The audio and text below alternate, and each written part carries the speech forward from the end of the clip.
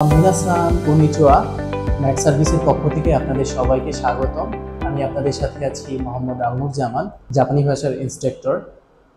আজকে আমাদের আলোচনার বিষয় হলো হিরাগানা বর্ণমালার যুক্ত বর্ণ। তো গত ক্লাসে আমরা আলোচনা করেছিলাম টেনটেন মারু।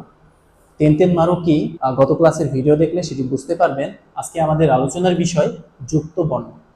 হিরাগানা বর্ণমালায় যুক্ত বর্ণ রয়েছে। আমরা বাংলা ভাষায় যদি লক্ষ্য করি তাহলে বাংলা ভাষাতেও কিন্তু যুক্ত বর্ণ রয়েছে, ঠিক তেমনি হিরাগানা বা জাপানি ভাষায়ও যুক্ত বর্ণ রয়েছে। তো জাপানি ভাষা হিরাগানা এবং কাতাকানা বর্ণমালার যুক্ত বর্ণ কিন্তু সেম, অর্থাৎ একই। হিরাগানা বর্ণমালা যুক্ত বর্ণ রয়েছে 33টি, কাতাকানাতেও যুক্ত বর্ণ রয়েছে 33টি। শুধু হলো হিরাগানা ও কাতাকানার মধ্যে লিখন পদ্ধতি বা লিখন শৈলীটা হলো একটু আলাদা। তো আমরা তাহলে দেখি যুক্ত বর্ণ কোন কোন বর্ণের সাথে বা কিসের সাথে ব্যবহার করা হয়। আপনারা এখানে দেখতে পাচ্ছেন যুক্ত বর্ণ সবসময় ই কলামের সাথে ব্যবহার করা হয়, অর্থাৎ চার্টের 2 নম্বর কলামের সাথে। আপনারা এই বিষয়টি স্ক্রিনে দেখতে পাচ্ছেন যে কোন কলামের সাথে যুক্ত বর্ণ ব্যবহার করা হয়। পরবর্তী যুক্ত বর্ণের ভিত্তি হলো 3টি বর্ণ। পাশে আমি লিখে রেখেছি 3টি বর্ণ, ইয়া, ইউ এবং ইয়ো।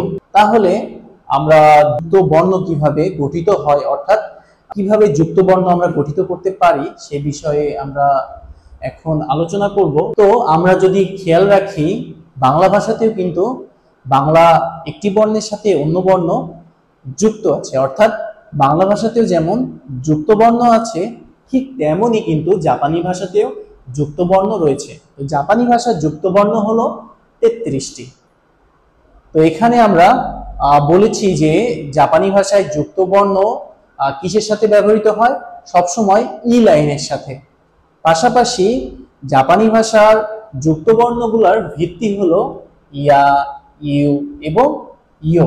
আমরা তাহলে 2 নম্বর লাইনের সাথে অর্থাৎ ই কলামের সাথে যদি এটার প্রত্যেকটার অর্থাৎ ভিত্তিগুলার যদি আমরা যুক্ত করি তাহলে কেমন উচ্চারণ হবে, তাহলে আমরা দেখি।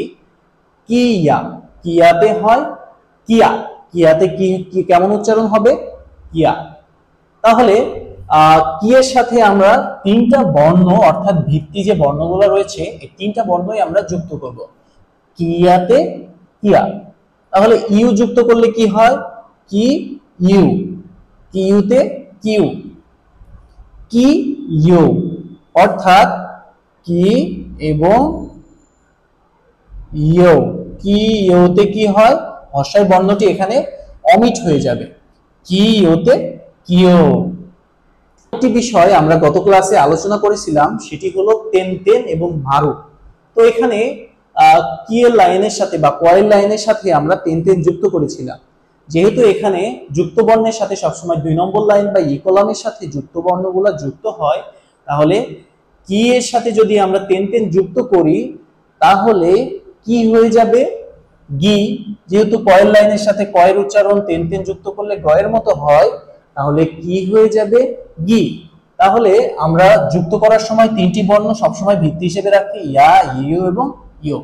কি হয়ে যাবে যদি গি হয়ে যায়, কি যদি গি হয় তাহলে গি ইয়াতে কি হয়, গিয়া, স্বাভাবিকভাবে। তাহলে গি ইউতে কি হয়, গিউ। আবার গি ইয়োতে কি হয়, গিও।